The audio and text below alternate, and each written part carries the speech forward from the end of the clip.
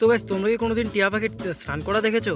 দেখোনি? তো আজকে দেখে নাও। এই দেখো আমাদের যে টিয়া পাখিটা ছিল যার নাম গোপী, আজকে তো খুব গরম পড়েছে, ওর জন্য ও করছে স্নান। আমি এসেছিলাম জামা কাপড় ধোয়ার জন্য বালতিতে জল ভরতে, আর আমার জল ভরা দেখে ও চলে এসেছে স্নান করতে। আর টিয়া পাখিরা এইভাবেই স্নান করে, ওদের শুধু এই নিচের টুকুই ভেজে, আর ওপরে ওদের অত ভেজে না।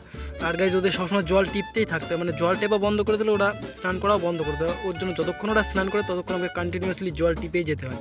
এরকম করে ও স্নান করে। আর গাইজ ওর নাকেও জল ঢুকে যায়, ওই জায়গায় ওর নাকেও জল ঢুকেছে। তো নাকে জল ঢুকলে ওরা পাটা দিয়ে বের করে দেয়, কিন্তু একটু বেশি ঢুকে গেলে তখন ওরা মানুষের মতো কাশতে থাকে, মানে অল্প অল্প কাশে, অত একটা সাউন্ড হয় না, কিন্তু মানে বোঝা যায় যে ওদের নাকের ভিতর জল ঢুকেছে।